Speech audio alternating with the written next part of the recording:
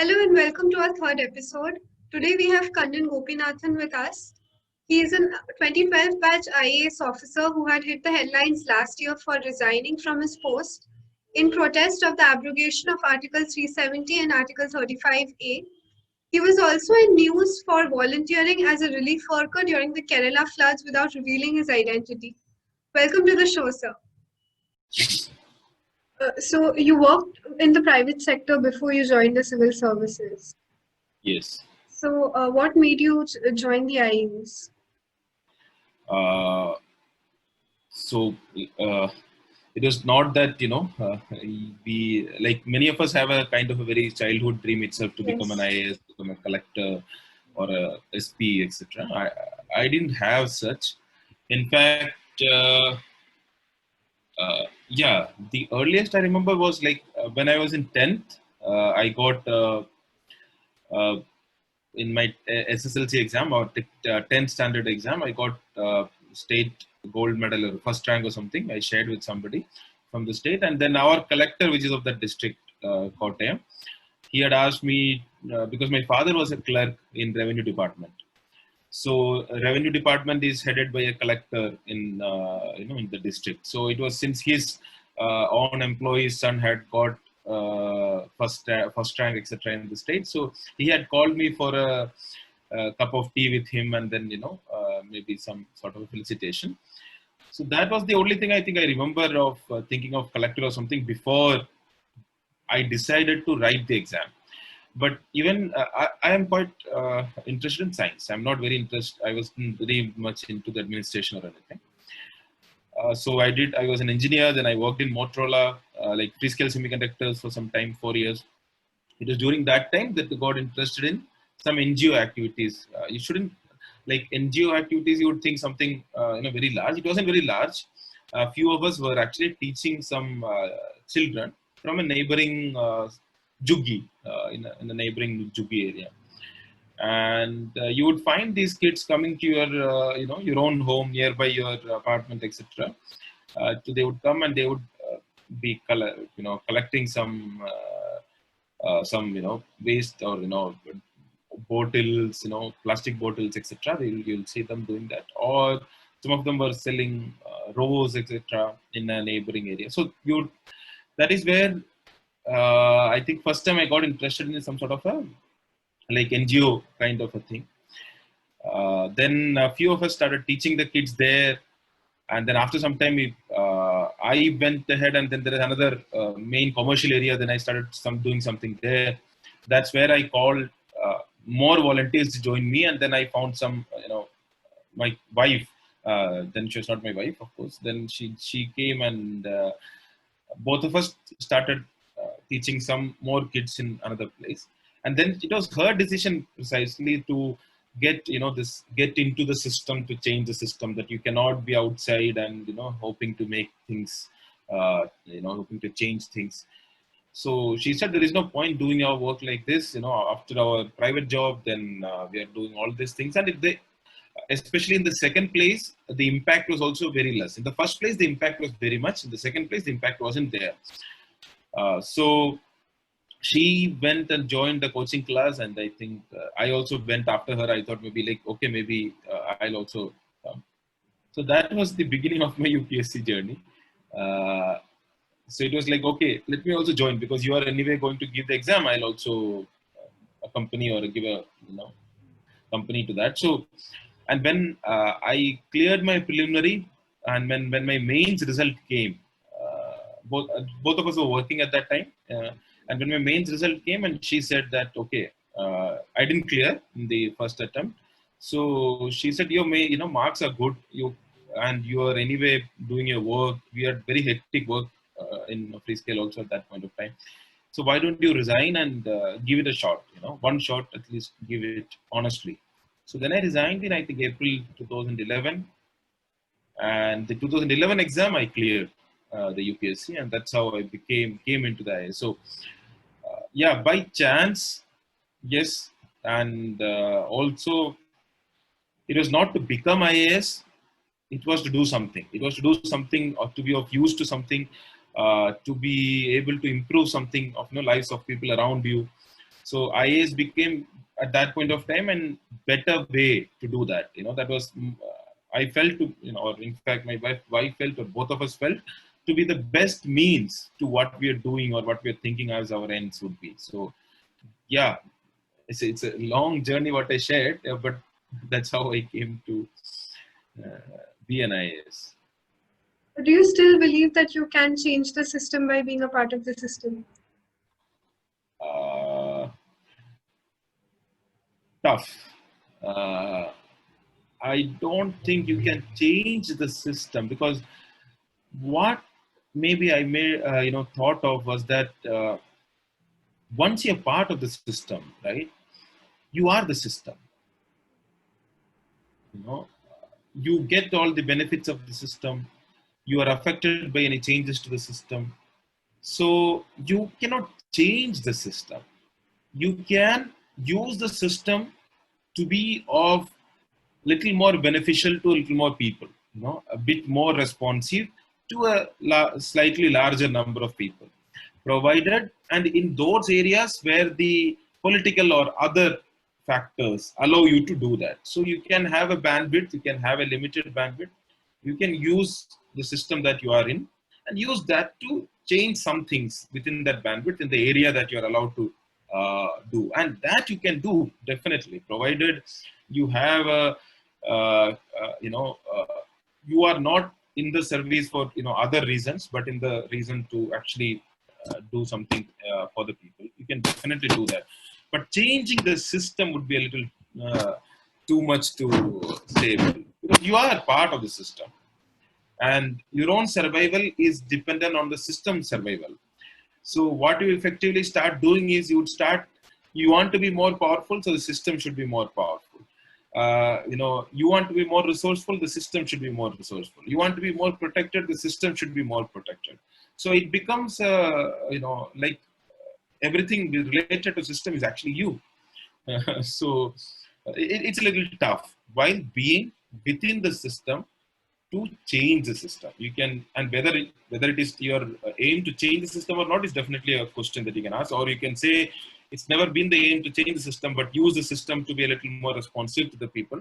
So yes, that you can still achieve, provided the political bandwidth is provided to you in that space. In fact, I get very interesting messages now, in the sense, even where I was raised, last collector. From that place, one very young fellow had wrote me that you are a failure. So I was like, okay. But then I checked, he's from that district. And I'm very proud of the work I did wherever I was, whether Mizoram or whether in Dadra Nagar Haveli. So it hit me like, okay, some random person calling me, you are a failure, you are a random, cheat, anti-national, traitor, whatever, I don't care. But okay, this is somebody from, where I worked. And so I asked, what happened? Then he wrote, no, you are an absolute failure. I said, why? Then I asked him in a DM. I went to the DM and asked, why did you write that? So he's telling, sir, you are the only person who used to listen. And then you left. So then I understood, yeah, some of them are angry because there was somebody at least who was listening to thing, and they were even more upset because I just thought some issues which I thought was important, which was not important to them. I thought was important. I left the job, which was important to them, for something which is important to me. So they didn't like it.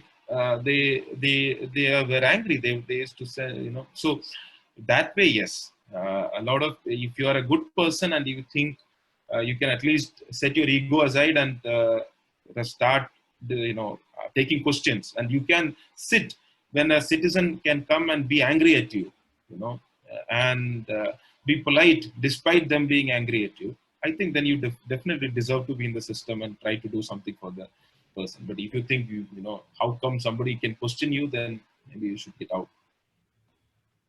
What is the scope of dissent as an officer? Yeah, dissent, while it is in the realm of your own working, in the sense, like I'm a collector, let's say, and some decisions the government had asked me to do through me, for me being the collector. So I can of course dissent. And I have many a times. You can on file, you can say your reason, and of course there will be repercussions for those dissent. They would definitely come after you in one way or the other. They would like to transfer you. They'd like to find something that you might have done wrong someday, and then take some action against you. They will try to do all that. But beyond that, you can still, if you are confident of what your position is, you can definitely do that. But when it comes to issues which you are not directly involved in, let's say in my case it was Kashmir, or the what was happening in Kashmir, I was not party to it. I'm sitting in Dadra Nagar Haveli. So in that case, going there and saying things against the government, or saying that I don't agree to it while being in the service, of course they couldn't have dismissed you for that, but they could have made sure that I am like getting transferred every 3 months or 6 months or something like that. And or maybe they could have started some disciplinary proceedings, and like, to ensure that the person is troubled for whatever he said. He should understand the thing is very simple. You said something against the government, so there has a cost to it, and that cost will definitely come to you. It is up to you whether to say that thing again. If you value something, you have to pay a price for it. So it is up to you whether you want to pay that price continuously and keep saying those things, or you want to keep quiet and do just what the government asks you to do. But for me, it was little, I didn't think what is appropriate to do first, because you should, if you feel strongly something as to say something against the establishment that you're part of, then maybe you should get out. You should get out and say that I don't agree. Like, if you are in a company and you don't agree with the company or the employer, what will you do? You will say, okay, I don't agree with the principle, I'm leaving, I'll find something else to do. It's as simple as that. Second thing is, if they are trying to just transfer me, harass me, it's actually, I am not the one who's getting harassed. With my family, and I will be a little bit troubled. But it's actually the people who are getting harassed. I'll be there in the department for 3 months, 6 months. By the time I start doing something, they will transfer me. So that department has suffered. Then I'll go another department. And there are many departments even now in our government, setup, wherein these are considered like a punishment department. It's of no importance to that department. And people would be just transferred for 3 months, and then another 3 months, somebody else will come. Effectively, that department will remain. Nobody get, put any focus on this department. So it's not the person who is suffering.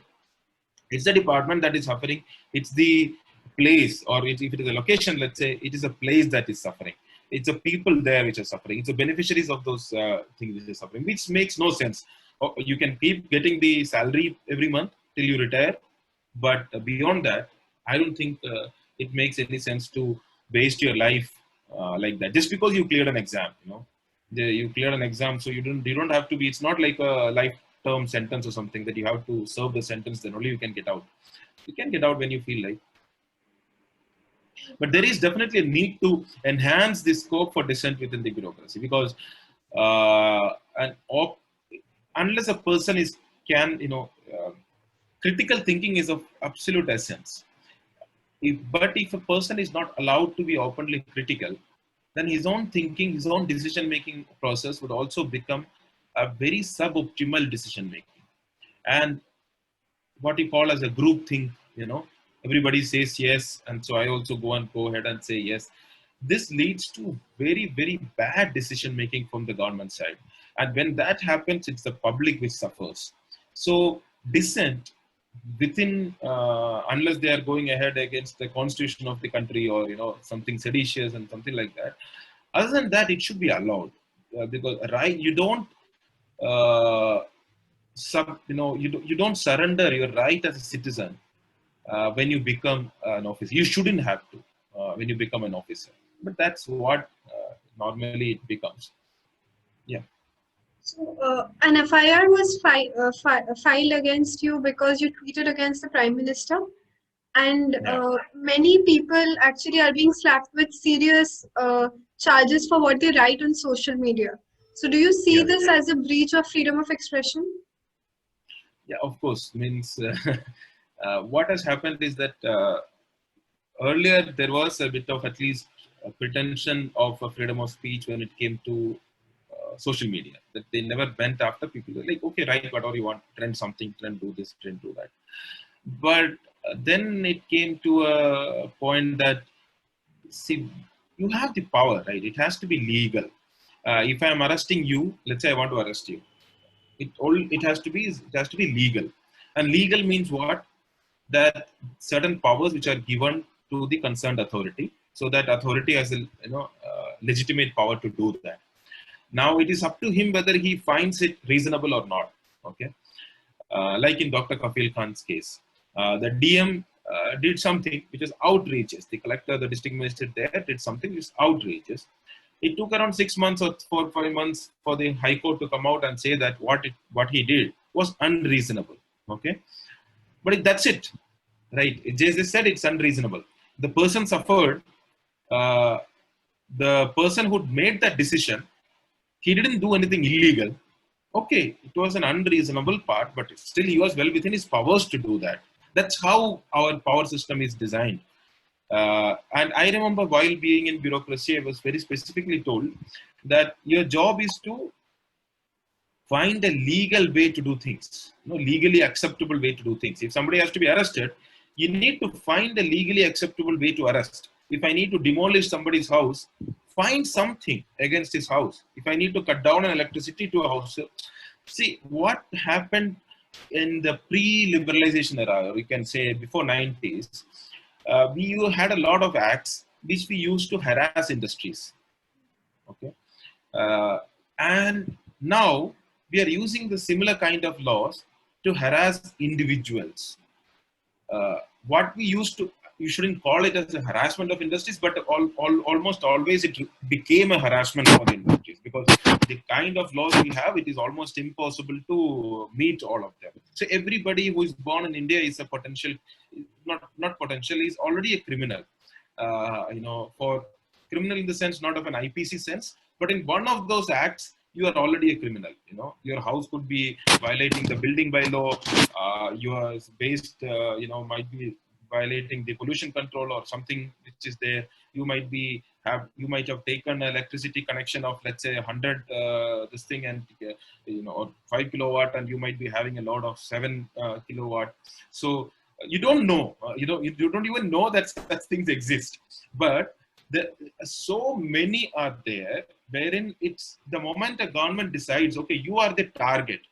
Now, how to target you is for bureaucrats to decide, or the bureaucrats, the police, the forces, the entire thing to decide. Target him or target her. Okay, now what are the things we can target? This law, under that law, under this law. If none of it functions, book him under a under a 420, or make a somebody person give a complaint saying that like I was booked under 295, like religious. I tweeted against the Prime Minister, and the affair against me that I heard religious sentiments, and I was planning. I don't know how it makes sense, but it also makes sense because for a lot of people, the current PM is like no less than a god. So it probably because of that, but this, it went up to that extent. There is another affair against me on using Disaster Management Act. Not because it is anything, because they can. It's a very simple thing. You are doing it not because it is right or it is required or anything. It's because it is there and it is legal, and they can. So we need to at some point understand the amount of powers we as a citizen has given to our governments. It is just that they have not been using it, right? Once bureaucrats have decided to use all the powers actually they have, let's say, or police or anybody together, then it's impossible for an individual to survive. For every single thing is a crime. Every single individual is a criminal. One's criminal in the sense must have violated one law or the other. So we need to work, and that has been, I think, part of it is under the current dispensation, but it would be highly unfair to say everything is because of the current dispensation or anything. These laws were there; they were being misused from before also. It was not the case that it was just this. An average person, or especially a poor person, would be afraid of a police constable then also. He is equally afraid of a police constable today also. For him, a Modi is a different, it doesn't matter who Modi is or a prime minister is. For him, his power struggle is not against the freedom of expression to that. His power struggle is against the couple of police personnel who is standing while he is going in 11 o'clock or something after doing some work. And since he is found at 11 o'clock in the night, why are you here? Go from here. Use a lathi. He will not ask, how dare you use a lathi against me? I am a citizen of this country. You are paid to serve me. You are paid to help me, and go back to my home safely. How can you use the same lathi which you purchased from my own money to beat against me? You're beating you using that to me. How can you do that? You won't ask. Why? Because you're already afraid. I must have done something wrong. I don't, because you don't know which are the laws. You can only be clear as to you haven't done anything wrong only when you know what is wrong and what is right. Since so many laws are there, you have absolutely no idea which law you have already violated. And you're already under the tension that I must have done something wrong. And if these people take me to a police station, then I need to go to get an advocate, which is absolutely beyond my capability to do that. And they might beat me up, then maybe put me in for jail for 2 days. And then by the time I come out, best thing is what, sir, please let me go. Please don't beat me, let me go. There is no point confronting. There is no point confronting to the power if an iota of power, the lowest form of power also. There is no point. And that is how I think we, in the true sense, never became citizens of the country. We always remained a subject. Also coming to a slightly larger part of it, because why freedom of expression doesn't affect a large section of people? Because they never had that to begin with. It was with a certain set of people, large, but that set was slowly becoming bigger and bigger. Now, but still it was a very minority. It couldn't say 15% or so 85% or 90% of the country still didn't have those rights to be able to stand up to power. The power could be a school principal who is asking your son to clean the dish, or asking something else to be done, or could be a village officer who is not getting your land patta to be properly revenue official, or it could be a municipality ward official, or it could be a police official. It could be anybody, Then it was never, or a farmer could have gone to a tehsildar and say, why this is not coming, why the MSP is not being paid, why this is not being done. So at every interface of power, we were always a very subjugated kind of an individual, a subject, at the mercy of those in power. We never went ahead and said, this is rightfully mine, and you need to give that to me. But under current dispensation, what happened was that journey from 15% to maybe 20, 25, 30, 3,500, what it should have gone, that journey was halted and said, since 85% people don't care anyway, these people are talking about Audi and Benz, and freedom of expression is like a Benz or Mercedes or Audi or something like that, and 85% of the people are still on a bicycle. So it doesn't matter if I just stop Audi altogether, because 85% were never owned an Audi. It never bothered. They were not bothered about that. So let's just, so the transition from a cycle to maybe a better transport, or that was stopped, and said, since they didn't have anything, we don't have to bother at all. They would at least be happy, because these 15% would also now not have that freedom of expression. Now they'll also be arrested for what a poor person would have been arrested earlier, right? If a random person would have said something against an SHO, or a circle inspector, or a police personnel, or a DM, or anybody at the random in a very remote district, he would have been immediately picked up and put in a jail for a couple of days just to show him his place. Now that is being done to more powerful individuals for speaking against the prime minister. It's all the same. It's just that in a way, we have been shown that what we failed to achieve. It's good if you realize it, and we work together, in the sense we shouldn't, again, once while we have this fight, we should be clear that this is not just for ourselves to get those freedom of expression for us to get back. No, this is also important that every single person, when in this country, when he is speaking to power, when he is speaking to people in government or in authority, he should be able to speak rightfully. He should be able to argue angrily, when he's not getting there, without having to worry that I am speaking to a position of power, because those precisely all those power has been given to them to serve those very citizens. It is not to show their power to those individuals. So I hope at least when we come out of it, we come out with this, rather than just restoring the same kind of rights to a certain section of people, we at least understand the need to enhance those to a large section. You traveled across the country during the CAA-NRC protests. So, what were some experiences or anecdotes that you gathered while traveling? There is a lot. I think I've been to some 18 plus 18, 19 states, if I'm not wrong. Yeah, and some 65 around districts, 60, 65 districts. So many incidents, so many experiences, so many learnings. What I'm sharing just now is also those learnings only. My own understanding of things have changed to a large extent. That while I was telling about, when I resigned, I remember telling that I wanted to be a voice of the voiceless, and here I am left with no voice for my own. So I think probably that was something which a lot of media carried also. That he said this is what he wanted to be, and but last 6 months, 1 year or so has taught me that it's not. That's not the point. That's not the point at all. That you being the voice of somebody else is not the point at all.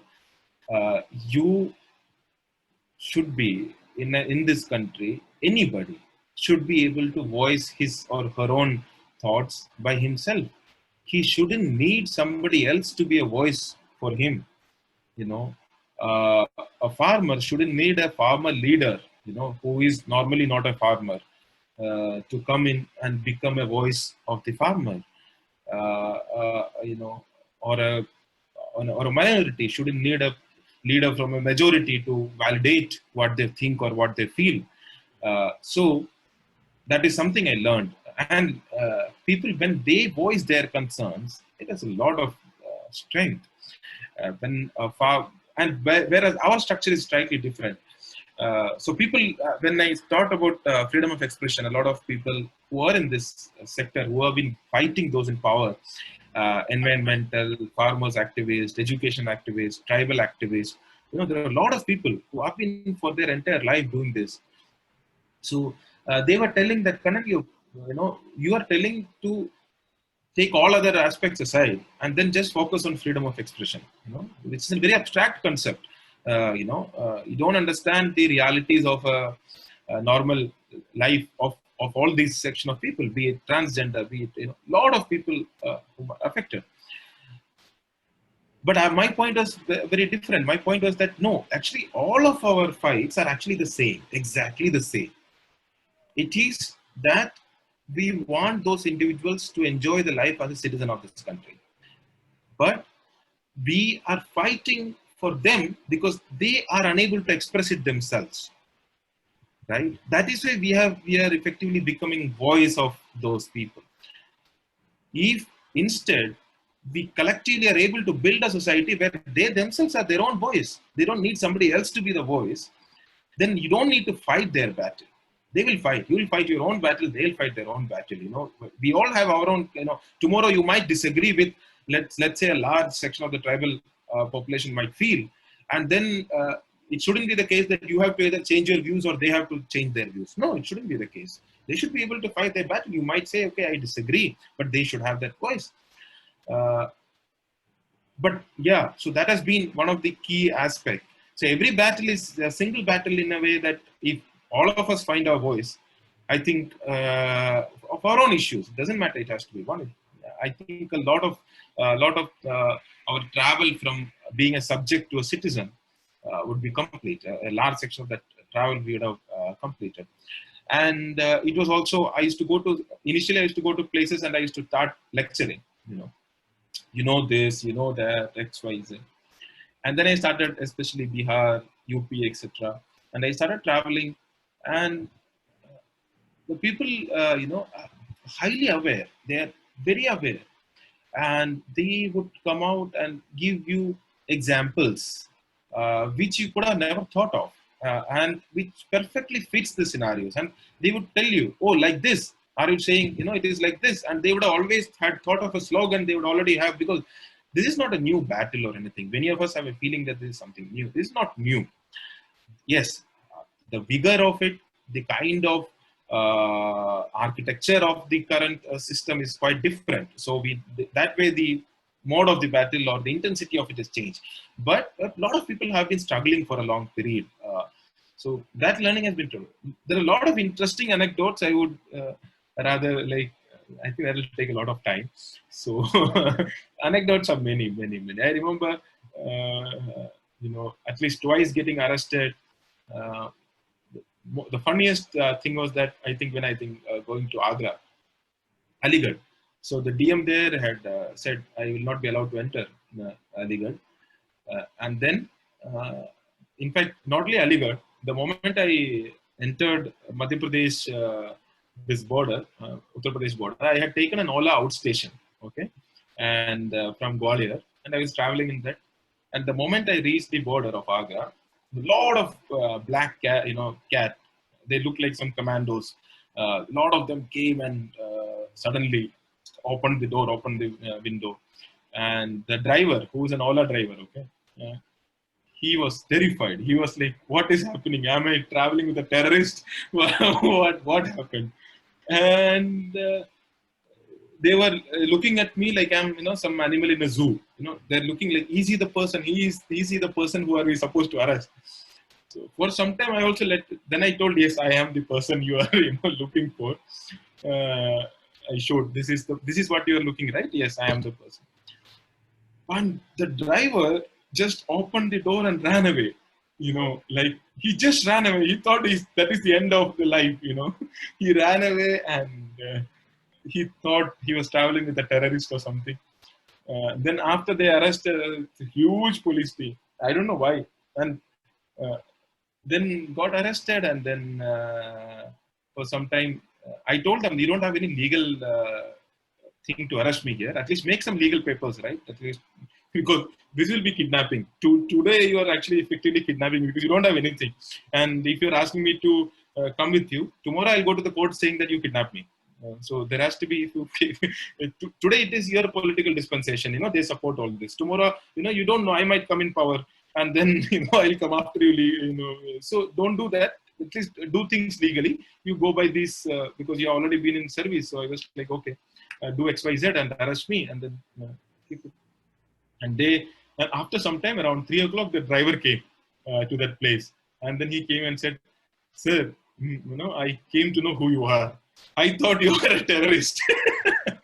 So he was so afraid, and he said, then he came and said, "Sir, I will stand by you. I will tell that." They were telling, they had written in a GD, General Diary entry, that my plan was to go to every village of Agra and then instigate people in Agra, and then take all of them to Aligarh for some kind of aggression or something. Then I was like, I booked an Ola outstation from Gwalior to Aligarh. I was directly going to Aligarh. You are telling I'm going to all these villages, and I have such a funny incident. But then there are a lot of lot of police, the senior police officers were there, the SDM were there, and we were all sitting together. I told the SDM, like, I will not sign the bond initially of around 1 lakh or something. So I said, I'll not sign a bond. This is you can take me to jail. Then he said 50,000. I said no. A very reasonable man. He said yeah. So I said no. 100 rupees. So no, I'll not pay 1 rupee.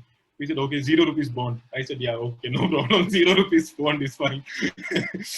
But he understood that he was clear. His point was to keep me detained till the night so that I don't go and attend the university function. I was supposed to go to Aligarh Muslim University and the function went on. All the other speakers spoke. Only I was detained, and then they took me. It's very interesting. After the incident, I got out, and like quite a few police personnel who were detaining me, they were like, "Sir, can we take a selfie?" So I said, "Yeah, why not? Let's take a selfie." So. I think, yeah, while we are doing this journey, we might feel under a lot of stress, but we should also be clear that there are more allies than we expect. There are more people in various positions of power in various locations who understand that what is happening at some one level or the other is wrong. And but it will be also childish to think that this is the only time it has happened. No, it has happened. It is just that our lifetime, maybe it is the first time to happen. So it is important that we fight, but with the understanding that this is going to be a long-term fight. It is going to take time. It's not going to be like ek saal we did something and then that is the end of everything. That's not like, that's what I feel. It, we need to be clear of this aspect and then fight with a little more confidence, more positivity. Of course, I can say all this because I might not be tortured when I'm arrested because of maybe I was an IAS. A lot of people, when they are detained, they won't get the kind of friendly treatment that. It's not that I got a friendly treatment everywhere. There was one person where the police was trying to jab me with but that was even that was a very minimal thing. A lot of people are simply tortured and because they don't have any voice, so they won't be able to come out and say like you are asking me my story. Nobody would be there to ask them their stories. So since their stories are not heard, so they don't care what stories they live through, right? So a lot of it is again, that I'm able to laugh at a lot of things because of the privilege. Otherwise, even that is not possible. What is your take on how professors, activists, and students are being slapped with charges accusing them of being national threats to the country? uh, that's again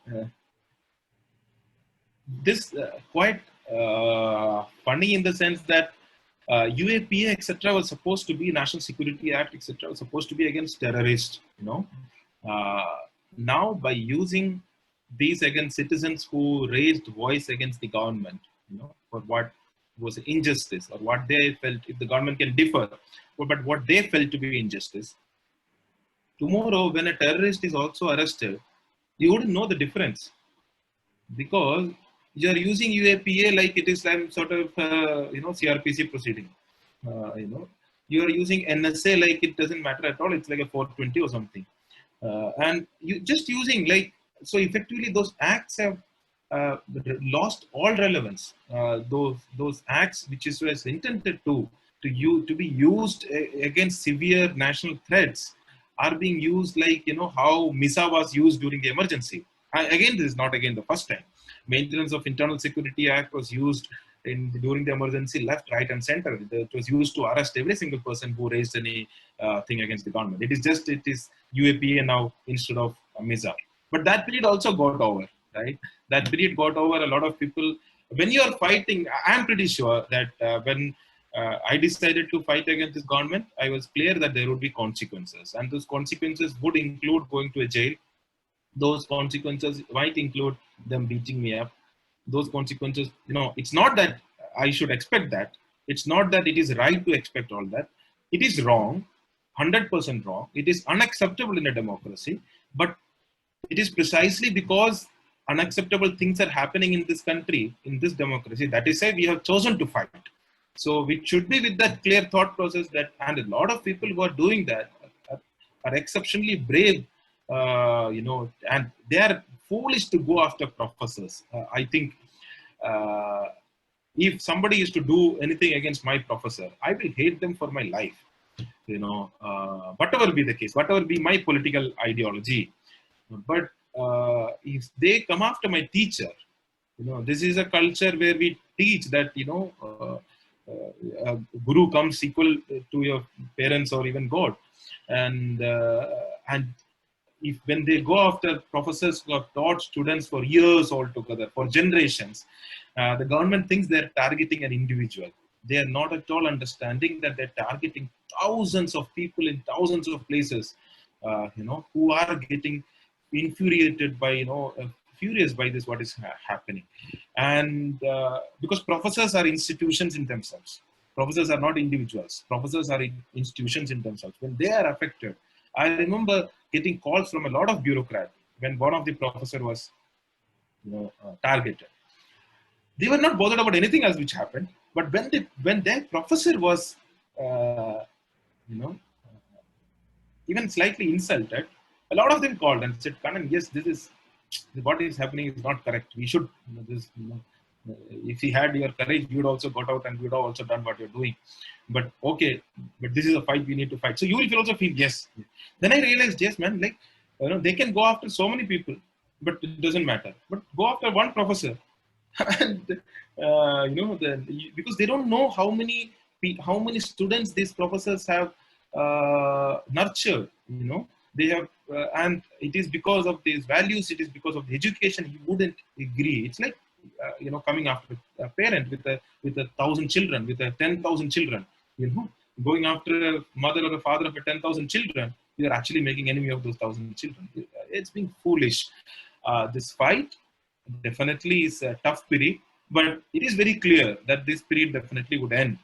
And at that time, we should be clear as to not use again these very tools to suppress people, with whom we disagree with. Rather, how to change these tools so that this can never be used to target anybody else. These kind of sections which cannot be used to target anybody else. So you've said this repeatedly, that the current government is statist in nature, and that the government is more important than its people. So can you explain why you said what you said? See, a lot of I have got a lot of criticism also for saying that. Lot of us say that this is a nationalistic kind of a government, or a Hindutva-oriented government.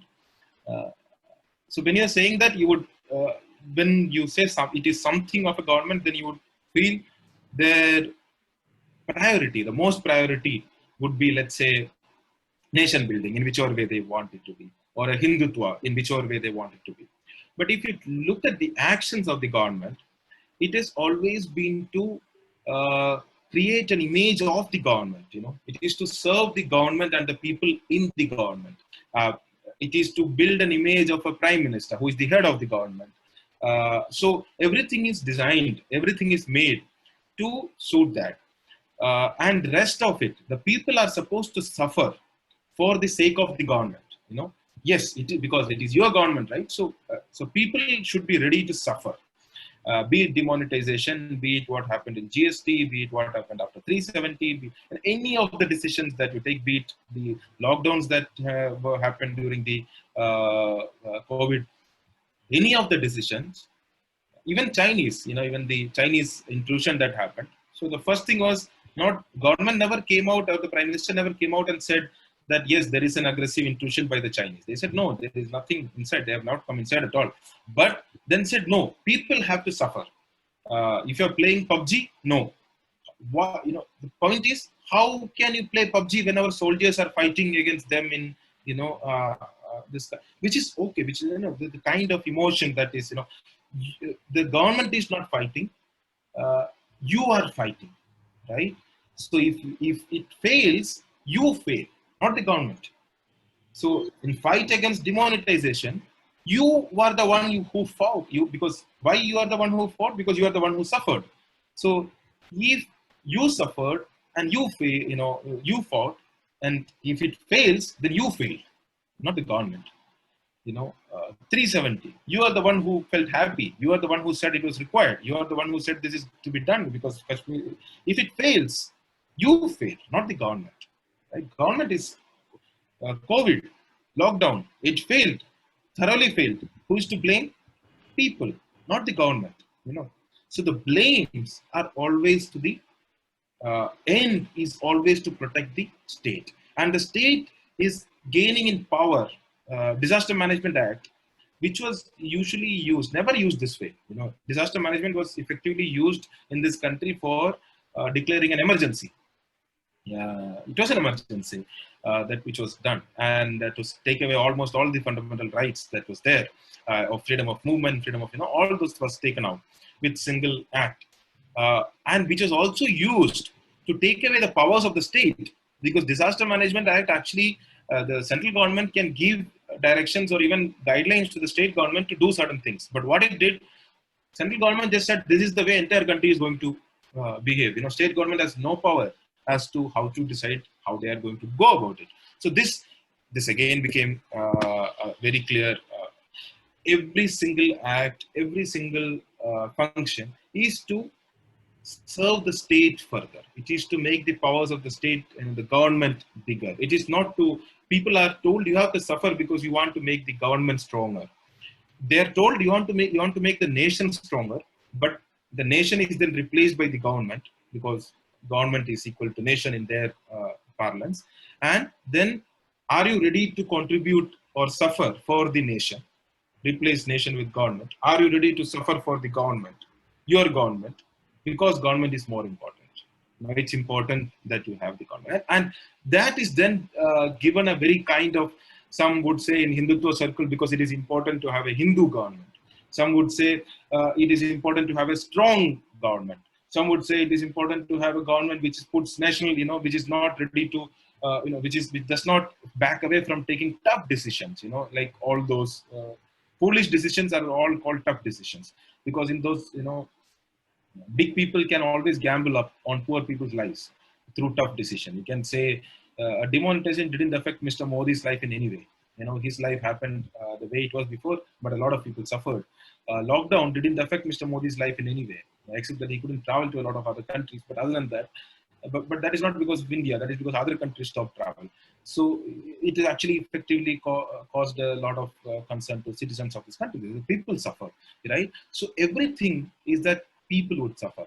The Chinese intrusion which happened, they came inside so much, and the government is still not ready to accept that they came in. So the government doesn't want to even affect its own image. It doesn't want the prime minister to lose that image. How can I accept?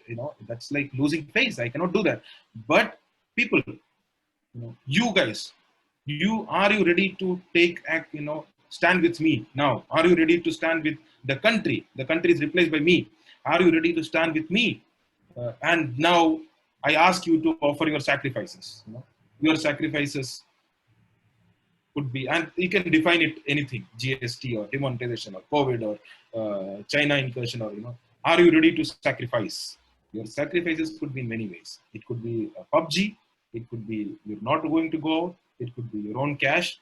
It could be your business which is getting affected. It could be anything. But are you ready to sacrifice for the government? So that is why when your end goal is not nation, because nation is people, right? Nation is not some territorial entity. It is not government also. It is people. So if you are able to take decisions for the welfare of the people, then you wouldn't want for them to suffer continuously, right? Here, it is like, the end goal is a stronger government, a perpetually strong government, wherein the people are asked for sacrifice for, to have that strong government. And that continues. So that is why I felt, since the focus and the perennial focus is on the state, the government, the administration, it is not a nationalist, it is not Hindutva. I can tell one very, very simple example. Before the 2019 election, in fact, there was a direction to, I was DM there, and there was a direction to arrest a couple of Muslims under PASA. PASA is just like PSA, it's just like it's like a preventive act under which the DM, the district magistrate, can send somebody to a jail up to 6 years without trial. Okay, they can't go to a court and ask for anything. It can be sent to a jail for 6 months, and in between there is a review by a board. That's all. So these are the powers that we have. Okay, any collector can send anybody to jail just because he thinks you should be in jail. The maximum it will come in after 2 weeks. There will be a review, and then you will be out. The collector might get a warning saying that you use your powers. That's all. He doesn't have much to lose. But nobody uses like that unless there is a direction. So the direction came, and the police normally complies because police is a uniform force. So in police, like any other uniform force, a direction comes from the top, they would just listen, right? It is not at all this thing that, no, it is, if the Home Minister says to the DGP would listen, the DGP would say to the IG would listen, it just comes, hona chahiye, it will happen. And the file came to me because the file had to come through the police to the DM. It came against 2 Muslims, and I was told, because we have this act, before the election, we need to tell them that we have this act and we can send people to jail. So a message had to be sent. So I said, there is no reason for them to be sent. Both of them are like, there were no cases against them. We had not even done any preventive CRPC sections against them in the last Couple of them, one of them had a case before 7 years before, and he was acquitted also for want of evidence or whatever. So 7 years before. So in this period, he has now a wife, a kid, everything is living like a life normal person is living. So I said, how in and since I refused to sign, there was tremendous number of meetings which happened, and then I said like, this, how can you send people to jail? Just because you have the power, you don't send people to jail, right? That is not how it is done. And then I also said, just before the elections, and look at the name that has been forwarded. Only 2 Muslims. So are we trying to send any signal? What is it that we? So then the direction was like, okay, send a name, Hindu name also. So within 2 days I got another Hindu name. This is matter of record. If you file an RTI, you will get all the files. So in 2 days I got a Hindu name also. It's like, it doesn't matter. Who cares? Hindu, Muslim. We have the power to send you to jail. We would prefer Muslims to go first, but if it comes to that, Hindus can also be sent. We don't care, right? It doesn't matter. It is the state power that is important. The message that state is. So anyway, once that also came, I refused all 3. I said, okay. I also got really upset. I told this that why are you targeting? Because so that I thought they might stop the pressure. Instead, I said, okay, if your concern is that only Muslims, then we'll send you Hindus also. You do it against everybody. It's such a simple, way of thinking. Amazed.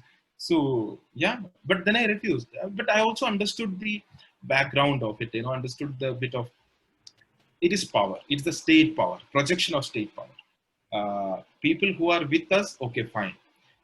We would try to help you. People who are against us, people who even dare to speak against the government, it doesn't matter. You're a Hindu, Muslim, it doesn't matter.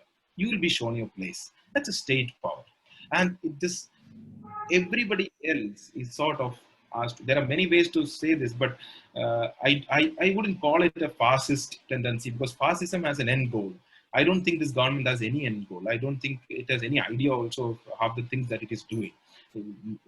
They're like some kids when they're given toys, they don't know what to do with it, and when it doesn't behave the way the toy doesn't behave the way the kid wants, they just break it. They don't know what to do. They just keep banging it on the wall or something. It's like this.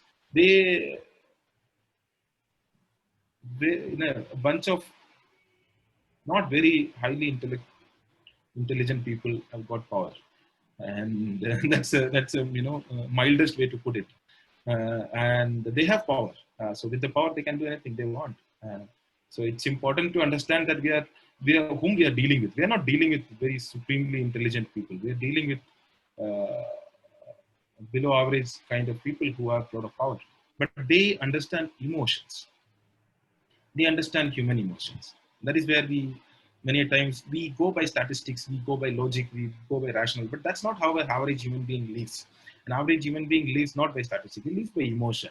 He lives by, if I have to tell you something, you asked me for an anecdote. You didn't ask for a statistic, right? Because stories, emotions, are through how a person is able to easily understand. Almost all the argument would start with mera auntie ka son, or my neighbors, somebody, what happened there, he had something, that becomes a justification for a lot of prejudices that you are having.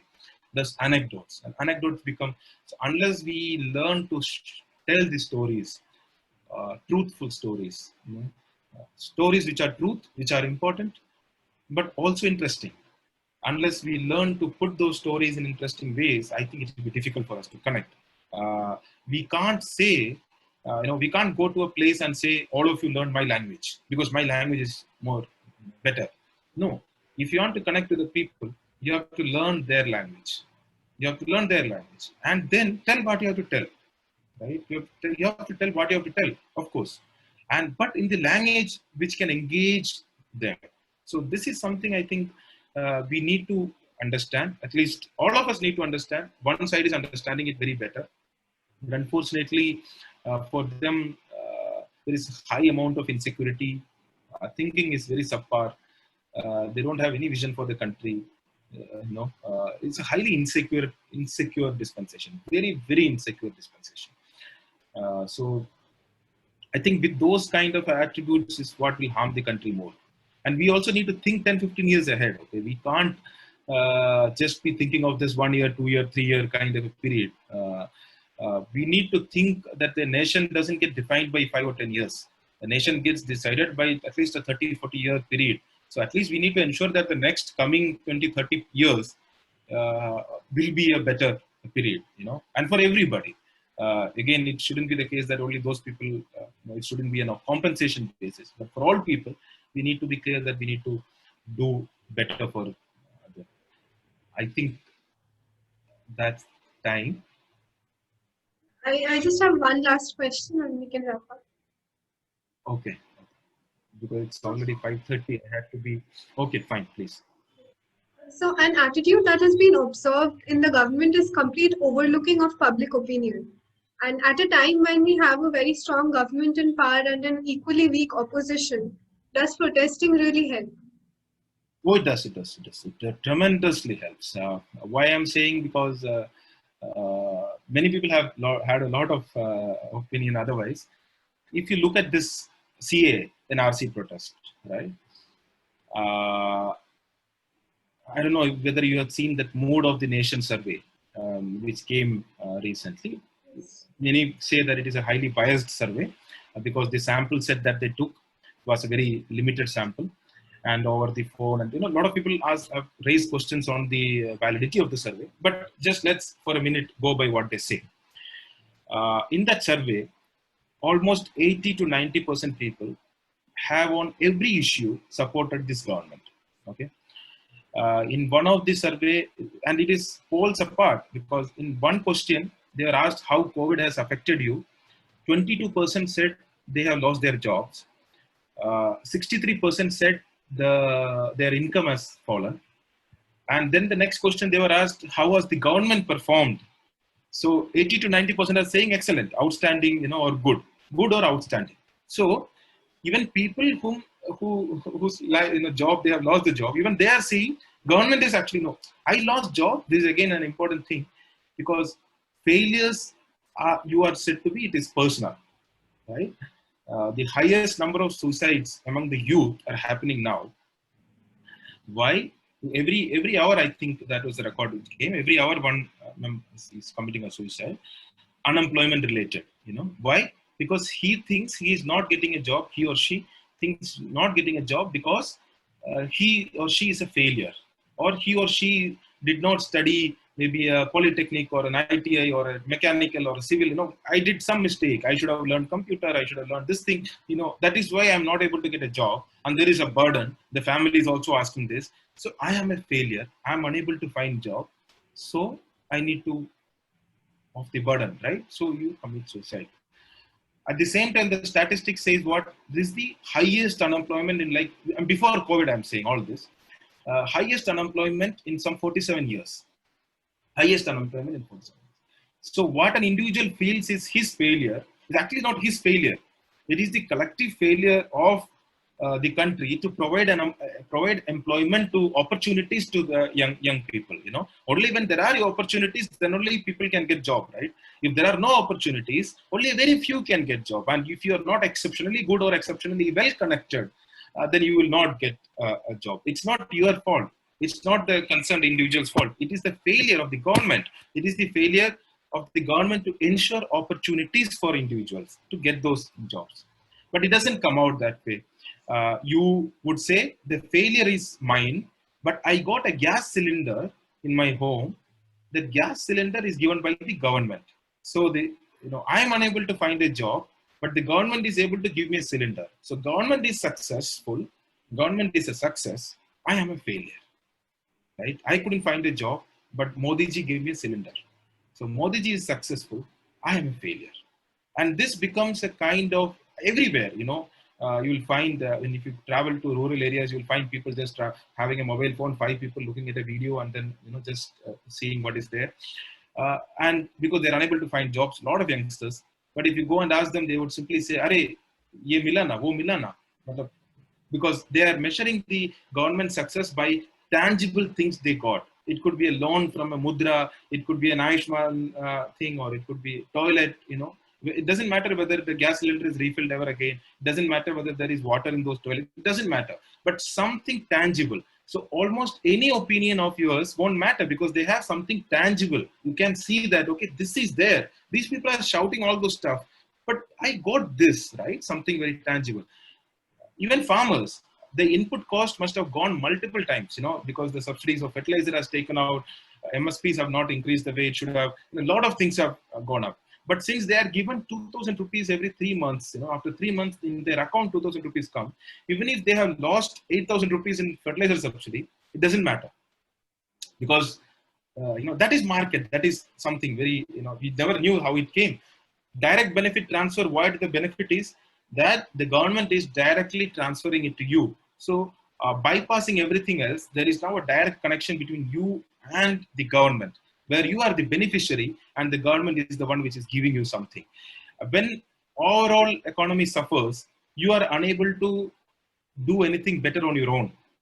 You become more and more dependent on the government benefits, right? So I was coming, the question was something else. I came here because this kind of disassociation with what is, personal failure against government success is something which has gone ahead. And you will find this precise example when it comes to the Mood of the Nation survey, wherein 22% lost their jobs, 63% lost their income. But when they're asked how the government performed, exceptionally well. And I think probably if you would have asked them one more question, how did you perform? They would have said, no, we didn't do very well because we lost our jobs. So they lost while the government succeeded. So this is, and in the same survey, wherein every single question you can go and check, people have said 80 to 90% people have agreed to everything the government has done. Only 1 in 2, like 50% people have agreed to supported CAA. Only 50%. So in a sample set wherein people who lost their jobs are supporting this government, okay, or saying that this is exceptionally well, in that sample set, people are saying 1 in 2 people are saying we don't support CAA. Why? Because there were protests. There were protests. It became because we don't discuss unemployment. Do you discuss unemployment in your home? We don't. In normal thing with your uncle, auntie, do you think how the government is unable to provide jobs? Why is it not happening? No. It will happen provided there are widespread protests. When you go out in a bus and you see that 100 people are shouting and standing on a road and saying that there is no jobs, there is no jobs, that day when that wife or a husband comes back home, there will be discussion on the dining table. Today I saw this, those saying. So one person would say, this their failure, they should find job. The other person would say, no, they'll find job only if there is job available, right? How they cannot create jobs out of thin air. There needs to be an environment where there are opportunities available. So the discussion happens. And that is what protests do. Protest takes discussions beyond what is a Twitter or what is a comfortable, convenient places of discussion or a very conventional places of discussion. It takes it beyond that. It takes it to colleges. It takes it to universities. It takes it to bedrooms. It takes it to dining rooms. It takes it to restaurants. And this, you effectively create more and more spaces of disagreements and discussion. And when those happen, it's bound to create, because when we discuss something, you may agree, we may disagree, but we will come to a position. If we don't discuss, we'll just go by what we think we should say. Yeah, it's okay, good. So when a Mood of the Nation survey, however biased that is, in a sample set where 80 to 90% says that everything this government does is good, and they consider Modi as the best prime minister ever. In that, if only 50% support CAA, that means the protest has been able to take 40 people away out if there are 100 people. 40 people who support PM in every other thing, but are now saying we don't support CAA. There couldn't be any better success. There couldn't be any bigger success than that, right? If only we were able to create movements or protests beyond CAA, right? CAA was actually became because it had so many factors. It was an outright attack on the secularism. It was an outright attack on the founding principles of our country. It was also a potential threat to citizenry, to a large section of people. So everything was there. But that is also the case with unemployment. That is also a case with so many other aspects. The thing is, do we find equally emotional, equally connected about, because we don't consider employment as an existential issue, whereas it is. So when we, when I said that we need to understand media connects, right? So the mainstream media, we know it won't discuss a lot of things. Social media also doesn't have the reach beyond a point. So now, how do you or we take those topics which are otherwise not discussed beyond the conventional spaces of discussion? Protest is definitely one way. And in fact, CAA-NRC protest, what it has shown us is that it remains a very potent tool to take these discussions beyond conventional space of discussion, to make more and more people discuss and disagree and debate and come to a more reasonable, rational standing. I think